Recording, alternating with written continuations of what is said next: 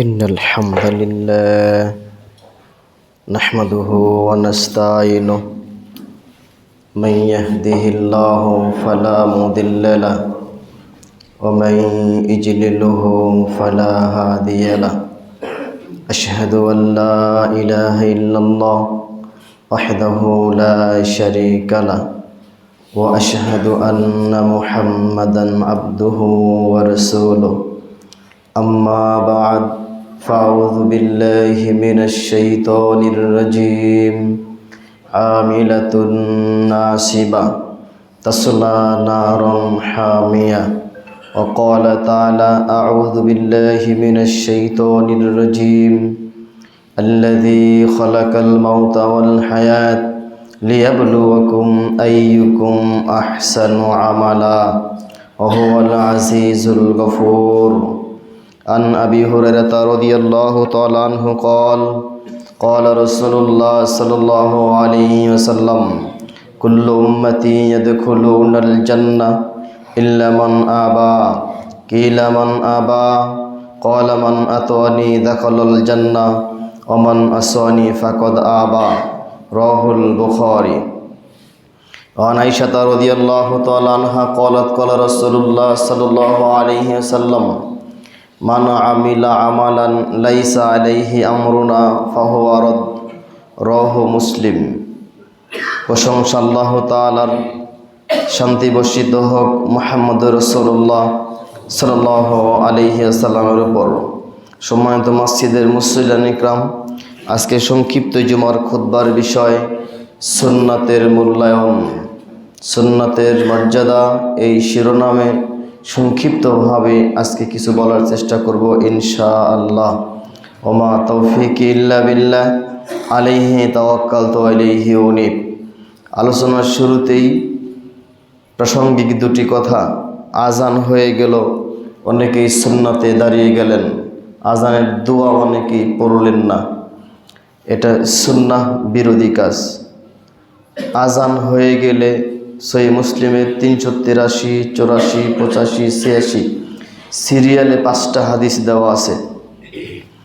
মুয়াজ্জিনের সাথে কথাগুলো বলতে হবে। মিন কলবিহি দাখালাল জান্নাহ, মুয়াজ্জিন যা বলছে অন্তর থেকে কথাগুলো বললে জান্নাত পাওয়া যাবে।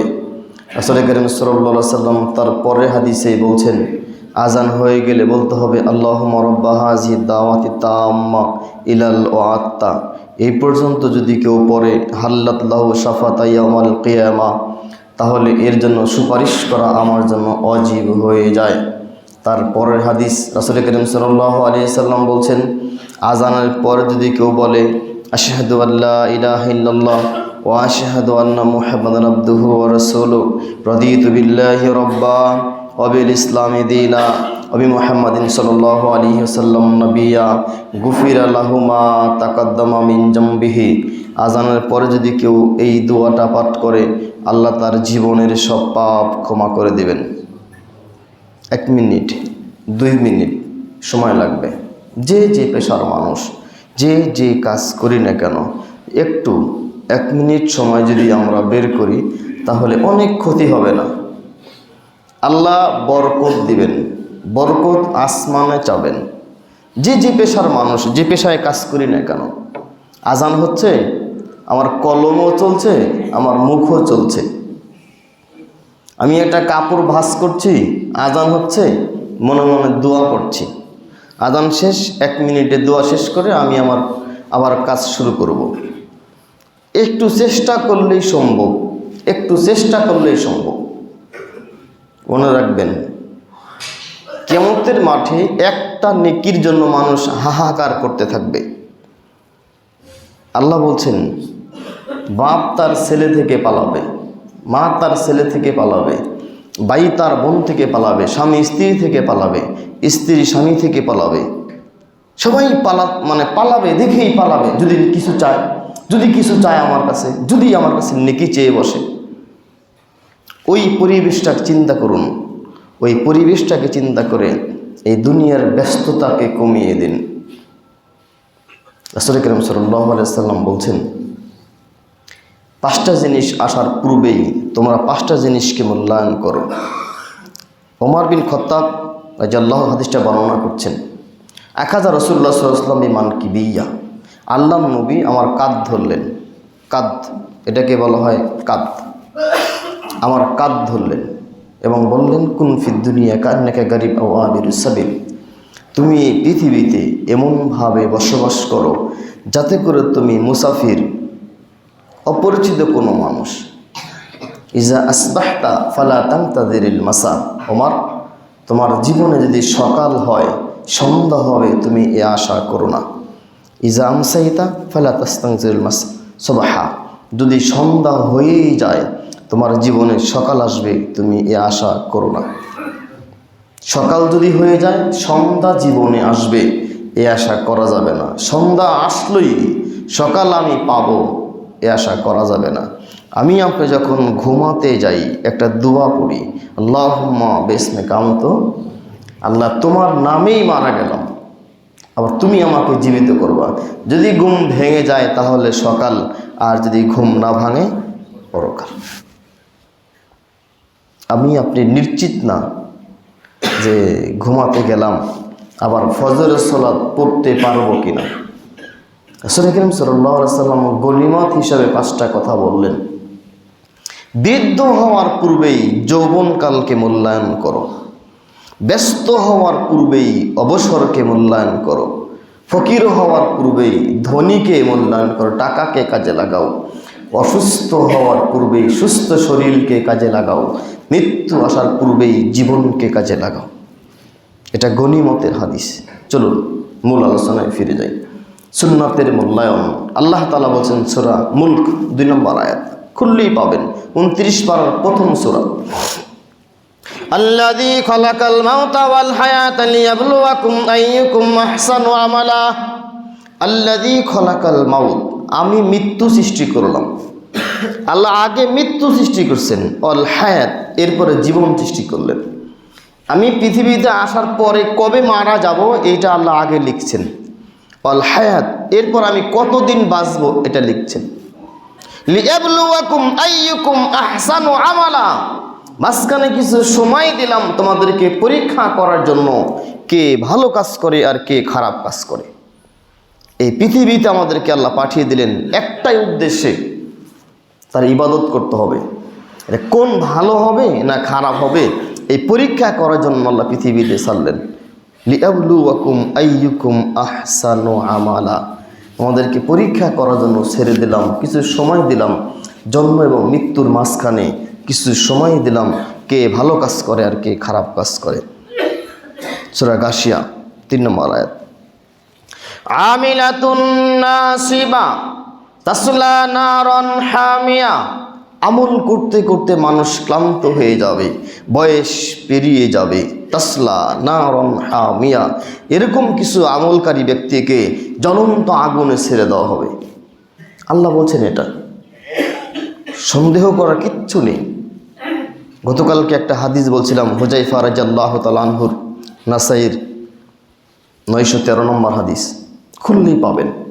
হুযায়ফা রাদিয়াল্লাহু তাআলা আনহু মসজিদে সালাত পড়ে বসে আছেন, একজন লোক এসে সালাত আদায় করলেন। হুযায়ফা রাদিয়াল্লাহু তাআলা আনহু বলছেন, আপনি এভাবে কতদিন যাবৎ সালাত পড়ছেন? লোকটা বলছে, মুনজু 40 সানা, আনুমানিক 40 বছর তো হবেই। 40 বছর যাবৎ তিনি এভাবে সালাত আদায় করছেন। হুযায়ফা রাদিয়াল্লাহু তাআলা আনহু বলেন, ইমাম বুখারী একটু যোগ করে বললেন, আপনি মৃত্যু পর্যন্ত যদি আপনি সালাত আদায় করেন, 40 বছর কেন, আরও 40 বছর যোগ করে যদি আপনি সালাত আদায় করেন, আপনি আল্লাহ নবীর পদ্ধতি নিয়ে মৃত্যুবরণ করতে পারবেন না। আহমদ বিন হাম্বল রাহিমাহুল্লাহ বলছেন, তাবাকাতুল হানাবিলা গ্রন্থের নাম, খুললেই পাবেন। তোমরা যদি বাগদাদ শহরে 100 মসজিদে সালাত আদায় করো, একটা মসজিদেও আল্লাহর নবীর সালাত এবং সাহাবাদের সালাত খুঁজে পাবে না। একটা মাত্র জিনিস খুঁজে পাবে, মাত্র কিবলাটা ঠিক আছে। কিবলা 100 মসজিদে সালাত আদায় করলে তিনি মারা গেছেন 241 হিজরিতে। আহমদ বিন হাম্বল রাহিমাহুল্লাহ মারা গেছেন 241 হিজরিতে। এখন চলছে 1445 হিজরি। 1203 বছর আগে তিনি মারা গেছেন, 4 বছর আগে তিনি মারা গেছেন। এত বছর আগে তিনি বলে গেলেন যে বাগদাদ শহরে যদি তোমরা 100 মসজিদের সালাত আদায় করো, তাহলে একটা মসজিদেও আল্লাহ রাসূলের সালাত এবং সাহাবাদের সালাত খুঁজে পাবে না। আজকে কতদিন পার হয়ে গেছে দেখেন। আহমদ বিন হাম্বলের কথা আপনাকে বললাম, হুযায়ফার কথা আপনাকে বললাম, সিলসিলা সহিহার 2527 নম্বর হাদিস, 2527 নম্বর হাদিস, রাসূল করিম সাল্লাল্লাহু আলাইহি ওয়াসাল্লাম বলছেন একজন মানুষ সালাত আদায় করবে 60 বছর, 60 সানা। একজন মানুষ সালাত আদায় করবে 60 বছর। 60 বছরের সালাতকে এক ওয়াক্ত সালাতও আল্লাহ কবুল করবেন না। তখন সাহাবীরা বললেন, কেন, সমস্যাটা কি? এতদিন সালাত আদায় করবে, আল্লাহ তাআলা সালাতকে কবুল করবেন না কেন? আল্লাহ রাসূল তখন বলছেন, ইতিম্মার রুকু ওয়া ইতিম্মাস সুজুদ। সম্ভবত লোকটা রুকু সুন্দর করবে, সেজদাকে সুন্দর করবে না, সেজদাকে সুন্দর করবে, রুকুকে সুন্দর করবে না। রাসূল করিম সাল্লাল্লাহু আলাইহি ওয়াসাল্লাম বলছেন, আল্লাহ ওই সেজদার দিকে তাকাবেন না, ওই রুকুর দিকে তাকাবেন না যে রুকু এবং সেজদা পিঠকে সোজা করে না। আমরা সালাত আদায় করি, একথা ঠিক, একদিনও খেয়াল করি নাই যে আল্লাহর নবী যে সালাতটা আদায় করছেন আমরা ওটা আদায় করছি কিনা। আল্লাহ বললেন, আমিলাতুন নাসিবা, আমল করতে করতে মানুষ ক্লান্ত হয়ে যাবে, তাসলা নারন হামিয়া, এরকম কিছু আমলকারী ব্যক্তিকে জ্বলন্ত আগুনে ছেড়ে দেওয়া হবে। আল্লাহ বলছেন, ওয়াকাদিমনা ইলা মা আমিলু মিন আমালিন ফাজআলনাহু হাবাআম মানসুরা। আল্লাহ বলছেন, আমি অগ্রগামী হব, আমি এগিয়ে যাব মানুষের আমলগুলো দেখার জন্য, মানুষের ইবাদত বন্দিগি দেখার জন্য। আমি যখন দেখব আমলগুলো সঠিক হয়নি, হাবাম মানসুরা, আমি আল্লাহ সব আমল নষ্ট করে দেব, ধুলায় উড়িয়ে দেব। এই যে শীতের রাত্রে ফজরের সময় উঠে আপনি সালাত আদায় করছেন, কত কষ্ট হচ্ছে আপনার। পৃথিবীর সব মানুষ যখন ঘুমাচ্ছে তখন আপনি তাহাজ্জুদ সালাত পড়ছেন, কত কষ্ট হচ্ছে আপনার। ঠান্ডা পানি দিয়ে আপনি ওযু করে মসজিদে সালাত পড়তে আসছেন, কত কষ্ট আপনার হচ্ছে। এরপরও আল্লাহ কি বলছেন, ওয়াকাদিমনা ইলা মা আমিলু মিন আমালিন ফাজআলনাহু হাবাআম মানসুরা। আমি অগ্রগামী হব, এগিয়ে যাব মানুষের আমলগুলো দেখার জন্য। আমি যখন দেখব আমলগুলো সঠিক হয়নি, হাবাম মানসুরা, আমি আল্লাহ সব আমলকে নষ্ট করে দেব। আমল সঠিক হবে মানে আপনার কাছে চাবি আছে, বাড়ির ঘেটে তালা দিয়ে আসলেন, আপনার তালা এবং চাবি, তালার দাঁত চাবির দাঁত যদি না মেলে তালা খুলবে না। তালার দাঁত এবং চাবির দাঁত মিলতে হবে, অন্য চাবি দিয়ে এ তালা খুলবে না। প্রত্যেকটা তালার আলাদা আলাদা চাবি আছে। আপনার ইবাদতটাও এরকম, প্রত্যেকটা ইবাদত আল্লাহ রাসূলের সাথে মিলতে হবে। আল্লাহ রাসূল সাল্লাল্লাহু আলাইহি সাল্লাম যেভাবে করেছেন, যেখানে করেছেন, যতটুকু আদায় করছেন আপনাকে আমাকে অতটুকুই করতে হবে। বেশি করলে সুফিগিরি করা হবে। আল্লাহ নবীর থেকে বেশি সুফিগিরি করার কোনো প্রয়োজন নাই। বেশি সুফিগিরি করলে জাহান্নাম। আমল কম হোক, আমল কম করুন, একবার দাড়িপাল্লায় ওজন করে করুন, আল্লাহ রাসূলের সাথে মিলে করুন। আল্লাহ রাসূল যেভাবে করেছেন, যতটুকু করেছেন, যেখানে করেছেন, আমাকে আপনাকে ওই জায়গায় অতটুকুই করতে হবে। বেশি করার কোনো প্রয়োজন নেই। বেশি করলে বিদআত হবে। জাহান্নামে যাওয়ার জন্য বেশি কিছু লাগবে না, একটাই যথেষ্ট। আল্লাহ রাসূল বলছেন, নাসাইর হাদিস, কুল্লু বিদআতিন দালালা কুল্লু দালালাতিন ফিন্নার। প্রত্যেক নতুন জিনিস আবিষ্কার গোমরাহি, আর প্রত্যেক গোমরাহি জাহান্নামে। জাহান্নামে যাওয়ার জন্য বেশি কিছু লাগবে না। এই যে দেখবেন যে সকালবেলায় কিছু মানুষ ফজরের সালাত পড়ে বাজার করছে আর তসবিহ দানায় তসবিহ তেলাওয়াত করছে। জানি না আপনাদের ভারতের কি অবস্থা। হাঁটছে আর তসবিহ দানায় তসবিহ টানছে, হাঁটছে আর তসবিহ দানায় তসবিহ টানছে। এটা বিদআত। আঙ্গুলে তাসবিহ গণনা করতে হবে। আল ইয়াউমা নাখতিমু আলা আফওয়াহিহিম ওয়া তুকাল্লিমুনা আইদিহিম ওয়া তাশহাদু আরজুলুহুম বিমা কানু ইয়াকসিবুন। কিয়ামতের মাঠে আল্লাহ মুখটাকে বন্ধ করে দেবেন। এই হাত ওই দিন আপনার পক্ষে কথা বলবেন। তাসবিহ দানা তাসবিহ গণনা করা হলো বিদআত। জাহান্নামে যাওয়ার জন্য কিচ্ছু লাগবে না। সালাত আদায় করেছেন আর 5 ওয়াক্ত সালাতে তাসবিহ দানা দিয়ে সুবহানাল্লাহ। আল্লাহ রাসূল বললেন, যদি কেউ ফরজ সালাত শেষ করে সুবহানাল্লাহ 33 বার বলে, আলহামদুলিল্লাহ 33 বার বলে, আল্লাহু আকবার 33 কিংবা 34 বার বলেন, লা ইলাহা ইল্লাল্লাহু ওয়াহদাহু লা শারীকা লাহু লাহুল মুলক ওয়া লাহুল হামদু ওয়া আলা কুল্লি শাইইন কাদির, একবার পাঠ করেন, তাহলে তার জীবনের সব পাপ ক্ষমা করে দেওয়া হবে। লাউ কানা মিসলা জাবাদাল বাহার, যদিও তার পাপ হয় সাগরের ফেনা সমান। এই আঙ্গুলে গুনতে হবে। আপনি মুরব্বী বলছেন, আমার তো বয়স হয়ে গেছে, আমার তো মনে থাকে না। আবু বকর সিদ্দিক 55 বছর বয়সে ইসলাম গ্রহণ করছিলেন। 55 বছর বয়সে তিনি ইসলামই গ্রহণ করলেন। তার মানে তার থেকে আপনি বেশি মুরব্বী না।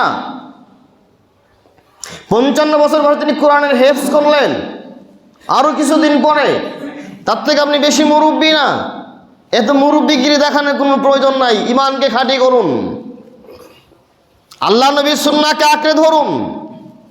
আল্লাহ বলেন, ওয়া মা আতাকুমুর রাসূল ফাখুযুহু ওয়া মা নাহাকুম আনহু ফান্তাহু।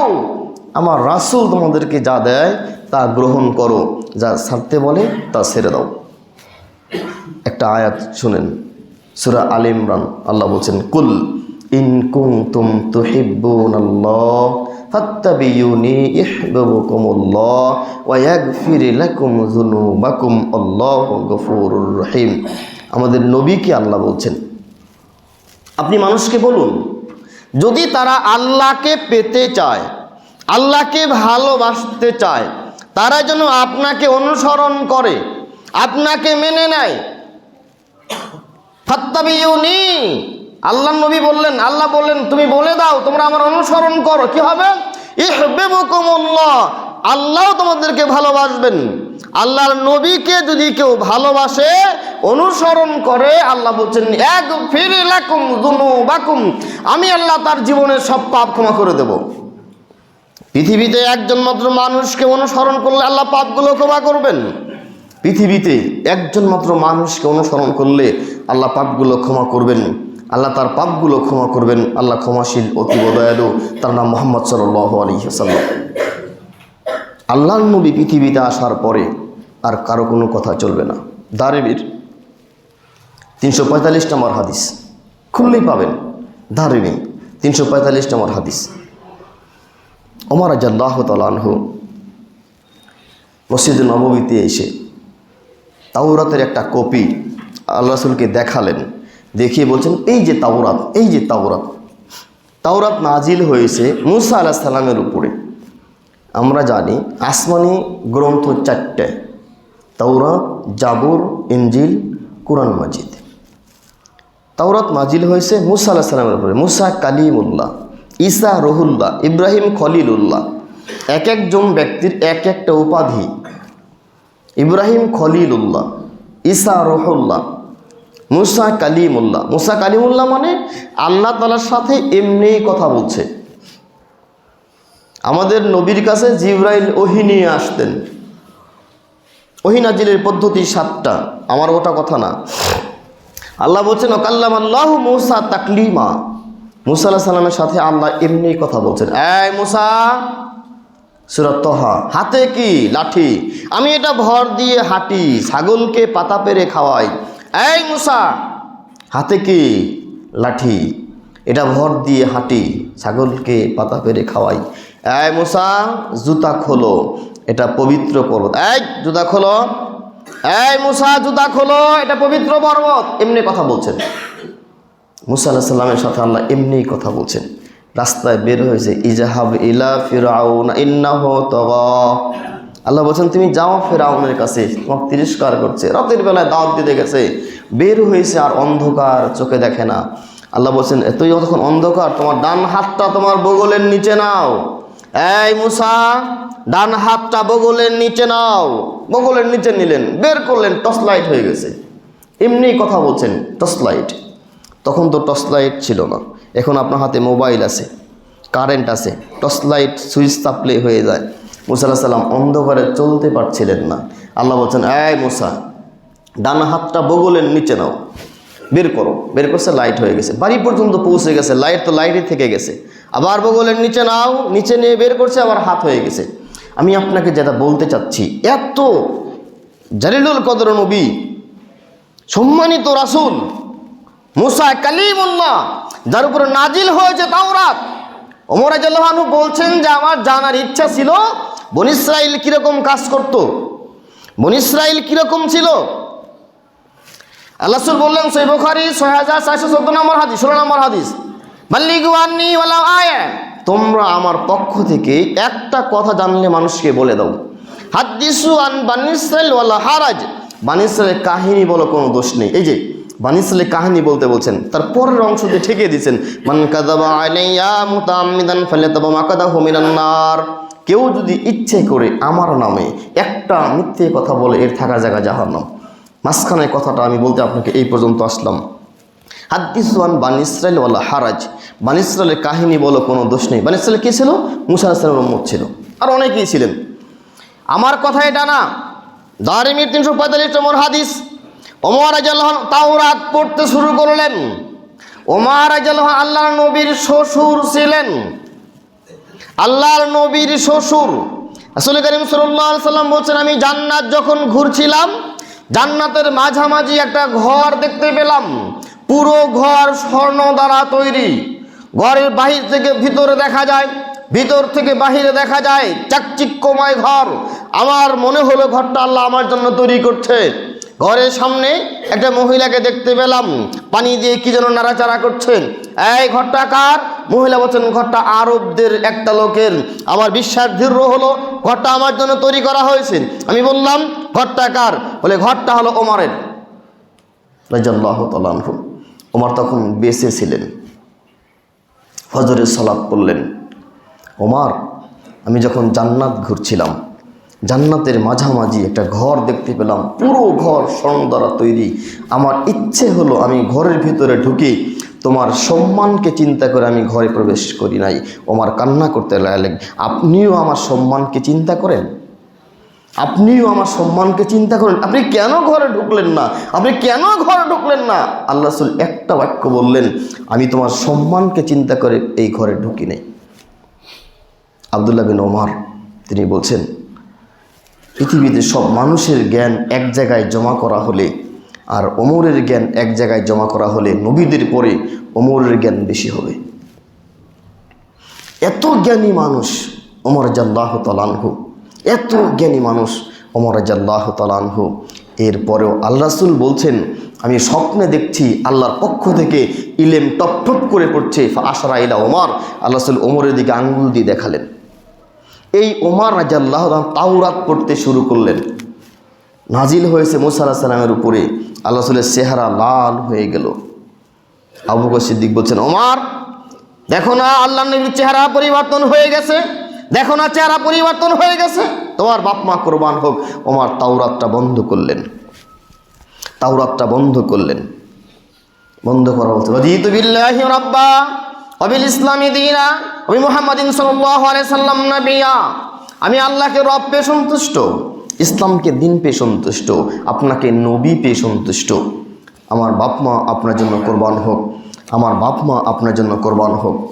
এবার রাসূল করিম সাল্লাল্লাহু আলাইহি সাল্লাম বলছেন, ওমর তুমি তাওরাত পড়ছো, লাউ কানা মুসা হাইয়া মা ওয়াসিয়া ইল্লা ইত্তিবানি। ওমর, যার উপরে তাওরাত নাজিল হয়েছে সেই মুসাও যদি এখন বেঁচে থাকতো, আমাকে মানা ছাড়া কোনো পথ ছিল না। পরের অংশ রাসূল করিম সাল্লাল্লাহু আলাইহি সাল্লাম বলছেন, বেঁচে থাকতো তো অনেক হিসাব, যদি মুসার নবুয়াত কাল চলতো, মুসার নবুয়াত কাল চলতো, এরপর মুসা আলাইহিস সালাম তার নবুয়াত কাল ছেড়ে দিয়ে আমাকে অনুসরণ করতেন। মুসা আলাইহিস সালাম এত বড় একজন রাসূল, এর নবুয়াত কাল ছেড়ে দিয়ে আল্লাহর নবীকে অনুসরণ করতেন। আর আমরা আজকে আল্লাহর নবীকে বাদ দিয়ে মসজিদের মেম্বারে পাওয়া যায় ফাজাইলে আমাল, নামাজ শেষ হয়ে গেলে গোল করে বসে ফাজাইলে আমাল পড়া হয়।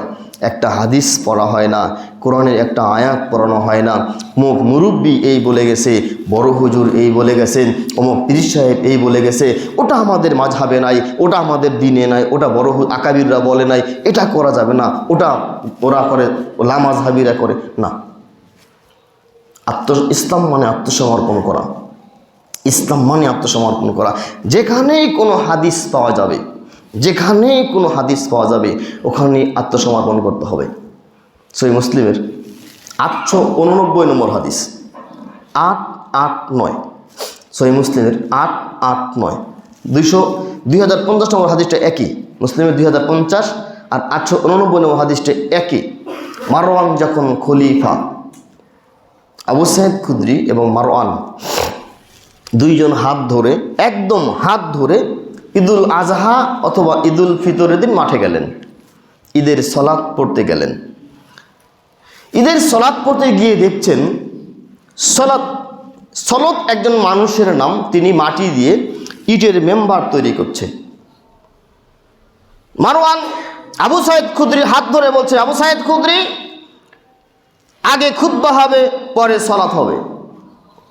মারওয়ান, আবু সাঈদ খুদরি এবার বলছে, মারওয়ান, আমি আল্লাহ রাসূলকে দেখেছি, ঈদুল ফিতর হোক, ঈদুল আজহার দিন হোক, বাড়ি থেকে বের হতেন, ঈদগাহে চলে যেতেন, 2 রাকাত সালাত পড়তেন, একটা খুতবা দিতেন, এবার মহিলাদের মাঝখানে চলে যেতেন, কালেকশন করে চলে যেতেন। আবু সাঈদ খুদরি মারওয়ানকে বলছে, মারওয়ান শোনো, আমি আল্লাহর নবীকে দেখেছি, ঈদুল ফিতর হোক, ঈদুল আজহার দিন হোক, ঈদগাহে চলে যেতেন, 2 রাকাত সালাত পড়তেন, একবার বক্তব্য দিতেন, এখান থেকে মহিলাদের মাঝখানে চলে যেতেন, ওখানে গিয়ে কালেকশন করতেন, সাদাকা আদায় করতেন, এবার তিনি বাসায় চলে যেতেন। আবু সাঈদ খুদরির এই বক্তব্যে মারওয়ান বলছে, আমি খলিফা তোমাকে বলছি, আগে খুতবা হবে পরে সলাত হবে। কেননা খুতবা সলাত হয়ে গেলে মানুষজন চলে যায়, পরে খুতবা দেওয়া যায় না। আবু সাঈদ খুদরি বলছেন, যেই মাঠে সুন্নাতের মূল্যায়ন নেই, আল্লাহ নবীর সুন্নতকে উল্টে দেওয়া হয়েছে, আমি ওই মাঠে সালাত পড়লাম না। সুম্মান সরফা ইলাল মুসাল্লা, ঈদগাহ মাঠ থেকে বের হয়ে চলে গেলেন। আবু সাঈদ খুদরি সাধারণ একজন মানুষ, আর মারওয়ান খলিফা, গভর্নর। আপনি চিন্তা করেন, মমতার মতো একজন ব্যক্তি, আপনাদের সম্মানিত একজন ব্যক্তিত্ব, আমি জানি না এই দেশে তার কী মর্যাদা, কোন পজিশনে সে আছে, এরকম কোনো মানুষ যদি আপনাকে কোনো আদেশ করে আপনি কি করবেন? চোখে সব মানুষের সামনে ঈদের দিন বলছে আবু সাঈদ খুদরি, আগে খুতবা হবে পরে নামাজ হবে। আবু সাঈদ খুদরি বলছে, যে না, আমি আল্লাহর নবীকে দেখেছি, আগে সলাত পড়তেন পরে খুতবা দিতেন, জুমার দিনে আগে খুতবা দিতেন পরে সলাত পড়তেন, ঈদের দিনে আগে সলাত পরে খুতবা। মারওয়ান তখন ধমক দিয়ে বলছে, আই খলিফা, আই আবু সাঈদ খুদরি শোনো, আমি খলিফা তোমাকে বলছি, আগে খুতবা হবে পরে সলাত হবে। আবু সাঈদ খুদরি বলছে, আমি আপনাকে হাদিস শোনালাম, আপনি আপনার রায় দেখাচ্ছেন, যেখানে হাদিসের কোনো মর্যাদা নেই, সুন্নতের কোনো মূল্যায়ন নেই, আমি ওই মাঠেই সলাত পড়লাম না। সুম্মান সরফা ইলাল মুসাল্লা, ঈদগাহ থেকে বের হয়ে চলে গেলেন, ওই মাঠেই সলাত করেনি, ও মাঠেই সলাত করেনি। আবু দাউদের 538 নম্বর হাদিস, খুললেই পাবেন, আবু দাউদ খোলেন, 538 নম্বর হাদিস। আব্দুল্লাহ বিন ওমর শেষ জীবনে অন্ধ হয়ে গেলেন। রাসূল করিম সাল্লাল্লাহু আলাইহি সাল্লাম বলছেন, যদি কেউ অন্ধ হয়ে যায় আর মুমিন ব্যক্তি হয়, আল্লাহ একে কিয়ামতের মাঠে 2টা চোখের বিনিময়ে 2টা জান্নাত দিবেন। অন্ধ, তবে মুমিন হতে হবে। জান্নাতে যাওয়ার জন্য একটা গুরুত্বপূর্ণ শর্ত হলো মুমিন হওয়া। অন্ধ হয়ে গেলেন আব্দুল্লাহ বিন ওমর, অন্ধ মানুষ। আবু দাউদের 538 নম্বর হাদিস খুললেই পাবেন। হেঁটে যাচ্ছিলেন, জোহর কিংবা আসরের সালাতের সময় হলো, মসজিদের মাইক ছিল না, আজান হয়ে গেল মিনারে দাঁড়িয়ে, মসজিদের মিনারে আজান হয়ে গেল, তিনি ঢুকলেন সালাত আদায় করবেন, মসজিদে ঢুকলেন সালাত আদায় করবেন। তখন মুয়াজ্জিন সাহেব আবার বলছে, সুবহানাল্লাহি ওয়া বিহামদিহি সুবহানাল্লাহিল আযীম সুবহানাল্লাহ আলহামদুলিল্লাহু আকবার, তোমরা আসো, আমাদের সময় হয়ে গেছে, আসো। অন্ধ মানুষ তখন বলছে, উখরিজ বিনা ফান্না হাদিল বিদআ, এই কে আসো, আমাকে বের করে নিয়ে যাও, এটা হলো বিদআত। এই শোনো, কে আসো, আমাকে বের করে নিয়ে যাও, এটা হলো বিদআত। দেখেন, ওই যুগে আবদুল্লাহ বিন ওমর সাহাবী ছিলেন। ওই যুগে আবদুল্লাহ বিন ওমর সাহাবী ছিলেন। ওমরের ছেলে আবদুল্লাহ রাদিয়াল্লাহু তাআলা আনহুমা তিনি মসজিদ থেকে বের হয়ে চলে গেলেন, ওই মসজিদেই সালাত পড়েননি। আবু দাউদ খোলেন, 538 নম্বর হাদিস খুললেই পাবেন। আবু সাইদ খুদরি মারওয়ানের ঈদের মাঠ থেকে বের হয়ে চলে গেলেন। আজও যদি কোনো ঈদের মাঠে সাজানো হয়, লা আযান ওয়ালা ইকামা ওয়ালা নিদা, ঈদের মাঠে কোনো ডাকাডাকি নেই, কোনো আজান নেই, কোনো একামত নেই। জানি না আপনার দেশের কি পরিবেশ। আমাদের দেশে অনেকেই ঈদের দিন সকালে বলে, আসুন মুসল্লি সাহেবান আসুন, সালাতের সময় হয়ে গেছে, তাড়াহুড়া ইত্যাদি বলছে। কেউ বা গজল বলছে, কেউ বা কুরআন তেলাওয়াত করছে। ঈদের মাঠে তাকবীর ছাড়া যে কোনো কথা বলা বিদআত। ঈদের মাঠে সালাতের আগে যে কোনো মানুষ তাকবীর ছাড়া যে কোনো কথা বলা বিদআত। মুসল্লিদের লক্ষ্য করে যে কোনো কথা বলা বিদআত, বললেই পাপ হবে। ইসলাম খুবই সোজা, আমরা এটাকে বাঁকা করে তেরা করে একবারে জগাখিচুড়ি করে ফেলছি। দেখেন মারওয়ান খলিফা, সাহস কত সাহাবীর, তিনি বলছেন যে মাঠে সুন্নতের কোনো দাম নেই, আল্লাহর নবীর সুন্নতের কোনো মূল্যায়ন নেই, আমি ওই মাঠেই সালাত করলাম না, বের হয়ে চলে গেলেন। আর আবদুল্লাহ বিন ওমর মসজিদে ঢুকলেন, সালাত আদায় করবেন। মসজিদে ঢুকে বেদাতের আওয়াজ পেলেন। মসজিদে মাইকে আজানের আগে জোরে কালেমা বলাটাও বিদআত, জোরে বিসমিল্লাহ বলাটাও বিদআত। আজানের আগে কোনো কথা হবে না। অনেক মসজিদে ফজরের সময় শোনা যায় আজান দেওয়ার আগে আসসালাতু খায়রুম মিনান নাওম এরকম বলছে, অথবা বলছে আলহামদুলিল্লাহিল্লাযী আহইয়ানা বা'দা মা আমাতানা ইলাইহিন নুশুর। ঘুমের দোয়া মসজিদে গিয়ে বলছে। আমি এক মুয়াজ্জিনকে জিজ্ঞাসা করছিলাম, এটা কেন করেন? আপনি ঘুমাতে যাওয়ার আগে আপনি একটা দোয়া পড়লেন, ঘুম থেকে উঠে আপনি যেই দোয়াটা বাড়িতে পড়বেন, আপনি ওই দোয়াটা কেন মাইকে পড়লেন? তখন মুয়াজ্জিন সাহেব বলছেন, যারা ঘুম ভাঙবে অনেকেই দোয়াটা পারে না, আমার সাথে শুনে শুনে বলবে। আমি তাকে বললাম, আপনার ঘরে বউ আছে, বউর কাছে যাওয়ার সময় যে দোয়াটা বলেন মাইকে সে দোয়াটা বলে দিবেন এশারা নামাজের পরে। এই দোয়া না করলে পাপ হবে না, বউর কাছে গিয়ে দোয়া না করলে পাপ হবে, শয়তান অংশগ্রহণ করবে। উনি খেপে গেছে, বলে ভাই খেপার কোনো প্রয়োজন নাই, ফজরের নামাজের আগে যদি আপনার ঘুম ভাঙার দোয়া মাইকে বলে দিতে হয়, তাহলে এশারার নামাজের পরে স্বামী স্ত্রী মিলনের দোয়াটা মাইকে বলে দিতে হবে। ইসলাম যুক্তি দিয়ে চলে না, ইসলাম চলে কোরআন এবং সহিহ হাদিস দিয়ে। পৃথিবীতে যত মানুষ আছে, যত লেখক, কবি, সাহিত্যিক, গবেষক, ডাক্তার, মাস্টার, ইঞ্জিনিয়ার, উকিল, মুক্তার, নায়ক, নায়িকা, সেবক, সেবিকা, যত মানুষ, সব মানুষের কথা এক জায়গায় জমা করেন, আর মুহাম্মদ সাল্লাল্লাহু আলাইহি ওয়াসাল্লামের ছোট্ট কথা এক জায়গায় জমা করেন, কার দাম বেশি হবে? আল্লাহর নবীর ছোট্ট কথার দাম বেশি হবে। সব মানুষের কথা ছুঁড়ে ফেলে দিতে হবে। উপরে জায়গা আছে, দোতলায় জায়গা আছে, দোতলায় চলে যান। পৃথিবীর সব মানুষের কথা এক জায়গায় জমা করার পর যদি আল্লাহর নবীর কথার বিরুদ্ধে যায়, আল্লাহর নবীর কথাই চূড়ান্ত। আপনি রাত্রেবেলায় মোটরসাইকেল নিয়ে বের হয়েছেন, হেডলাইট জ্বালিয়ে দিয়েছেন, সকালে বাসা থেকে রাতে আবার বাসায় ঢুকলেন, সকাল 8টায় বা 10টায় আপনি বের হয়ে গেলেন, হেডলাইটটা জ্বলছিল, রাস্তায় ছোট্ট বাচ্চাটা এরকম করছে। কেন? তোমার এই জোনাকিরার কোনো প্রয়োজন নাই, আকাশের সূর্য উঠে গেছে, আকাশের সূর্যের কাছে এই লাইটের কোনো প্রয়োজন নাই। আদম থেকে শুরু করে কিয়ামত পর্যন্ত সব লাইট কোম্পানির লাইট একসঙ্গে জ্বালালে যেমন সূর্যের মতো হবে না, আদম থেকে শুরু করে কিয়ামত পর্যন্ত সব কবি, নবী, লেখক, সাহিত্যক, গবেষক এক জায়গায় জমা করলেন আমাদের নবী সম্মান মতো হবে না। আল্লাহ রাসূল বলছিলেন, আমি যেদিন মেরাজে গেলাম, বাইতুল মুকাদ্দাস, বাইতুল মামুর, বিভিন্ন জায়গায় তিনি অংশগ্রহণ করলেন। বললে আমি এক জায়গাতে গিয়ে দেখছি সব নবীরা হাজির, উপস্থিত, আদম থেকে শুরু করে ঈসা পর্যন্ত সব নবীরা উপস্থিত। কে ইমামতি করবে? জিবরাইল আমার হাত খান ধরে বলছে আপনি ইমামতি করবেন। সাইয়্যিদুল মুরসালিন মুহাম্মদ সাল্লাল্লাহু আলাইহি সাল্লাম, সমস্ত নবীদের সর্দার, রাসূলদের সর্দার, সমস্ত নবী, কবি, লেখক, সাহিত্য, গবেষক, ডাক্তার, মাস্টার, ইঞ্জিনিয়ার, ব্যারিস্টার, উকিল, মুক্তার সবার কথা এক জায়গায় জমা করলে, আল্লাহর নবীর কথা ছোট্ট কথা এক জায়গায় জমা করলে আল্লাহর নবীর কথার দাম বেশি হবে। সূরা কাহাফ শেষ দিকে আয়াতটা আল্লাহ বলছেন, ফামান কানা ইয়ারজু লিকা রাব্বি ফালিয়ামাল আমালান সালিহা। যদি আল্লাহর সাথে সাক্ষাৎ করতে চাও, আল্লাহর সাথে দেখা করতে চাও, তাহলে আমল করো।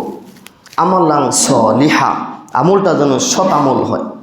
একটা শর্ত যোগ করা আছে, আমালান সালিহা, আমলটা যেন সৎ আমল হয়। ওয়ালা ইশরিক বিইবাদাতি রাব্বিহি আহাদা, তুমি তোমার ইবাদতে রবের সাথে কখনো অংশীদার স্থাপন করো না। আজকের বক্তব্যের শেষ আয়াত সূরা কাহাফ, 2 আয়াত সামনে। কুল হাল নুনাব্বিকুম বিল আকসারিনা আমালা, আল্লাহ বলছেন, হে মুহাম্মদ সাল্লাল্লাহু আলাইহি ওয়াসাল্লাম, আমি কি আপনাকে বলবো না দুনিয়ায় আমল করেও ক্ষতিগ্রস্ত কারা, আমল করেও অপরাধী কারা? আল্লাযীনা দাল্লাল্লাহু ফি হায়াতিদ দুনিয়া ওয়া হুম ইয়াহসাবুনা আন্নাহুম ইহসিনুনা সুনআ। এই পার্থিব জগতে, দুনিয়ার জগতে মানুষ একটা আমল করবে ভালো মনে করে, আমলটা যে খারাপ তারা বুঝেনি। একটা আমল করছে ভালো মনে করে করছে, আমলটা যে খারাপ তারা বুঝেনি। ভালো মনে করে আমল করবে কোনটা? আপনি মসজিদে আসছেন, মেয়েকে, স্ত্রীকে বলছেন পাঞ্জাবিটা দাও, টুপিটা দাও, আতরটা দাও, একটু মসজিদে যাব, ভালো কাজ। কেউ যখন চুরি করতে যায় কাউকে বলে যায় না, ছিনতাই করতে যায় কাউকে বলে যায় না, জেনা করতে যায় কাউকে বলে যায় না, সুদ খায় গোপনে খায়।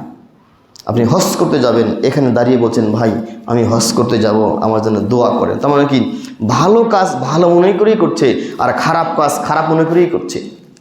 কোন আমল? আল্লাযীনা দাল্লাহু বিল হায়াতিদ দুনিয়া ওয়া হুম ইয়াহসাবুনা আন্নাহুম ইহসিনুনা সুনআ। এই পার্থিব জগতে, দুনিয়ার জগতে মানুষ আমল করছে ভালো মনে করে, আমলটা যে খারাপ সে বোঝেনি। দেখবেন পেশাব করার পরে ঢিলা ধরে 40 কদম হাঁটছে, কাচ্চিত হয়ে নাচছে আর খুলুর খুলুর কাশছে। এখানে আছে কিনা আমি জানি না। লোকালয় হাজার হাজার মানুষ বাস স্ট্যান্ডের মধ্যে আছে, পায়জামান ফিতা খুলে পেশাব করে আপনার আস্তাগফিরুল্লাহ ওয়া আতুবু ইলাইহি এটা ধরে হাঁটছে, বসছে, উঠছে, খুলুর খুলুর কাশছে, কাচ্চিত হয়ে নাচছে। ভালো মনে করেই করছে এটাকে। আল্লাহ রাসূল কি বললেন? সন্দেহ যদি হয়ে যায়, নাসাইর হাদিস, সন্দেহ যদি হয়ে যায় অজু করার পর তুমি একটু পানি লজ্জাস্থানে ছিটিয়ে দাও, সন্দেহ দূর হয়ে গেল।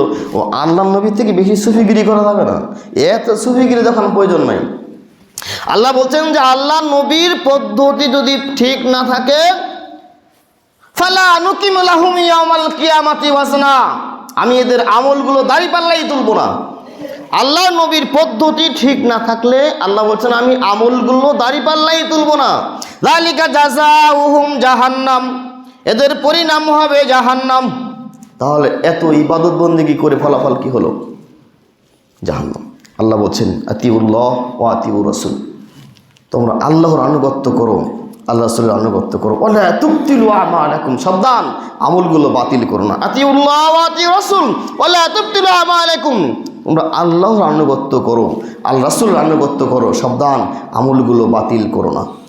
বক্তব্য শেষ হাদিস, যে হাদিস শুরুতে বলছিলাম, আয়েশা রাদিয়াল্লাহু তাআলা আনহা বলছেন আমিলাতুন নাসিবা মানে আমিলা আমালান লাইসা আলাইহি আমরুনা ফাহুয়া রাদ, কেউ যদি কোনো আমল করে আর সে আমলটা আমার দেওয়া না হয় ওটা বাতিল।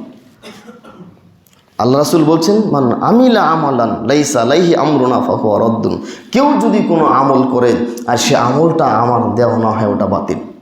কুল্লু উম্মতি ইয়াদখুলুনাল জান্নাহ, আমার সমস্ত উম্মত জান্নাতে যাবে, ইল্লা মান আবা, কেবল তারা যাবে না যারা আমাকে মানবে না। কিলামান আবা, আপনাকে মানবে না তারা আবার কারা? কলামান আতোয়ানি দাখালাল জান্নাহ, আল্লাহ রাসূল বলছেন যারা আমাকে নিঃশর্ত মানবে সে জান্নাতে যাবে। ওমান আসানি ফাকাদ আবা, আর যারা আমার অনুসরণ করবে না, আমার অনুসরণ করবে না তারা অস্বীকারী, তারা জাহান্নামী। হাত তুলে মোনাজাত করছি, হাত তুলে মোনাজাত করার পর মুখে হাত স্পর্শ করলাম, এটা বিদআত।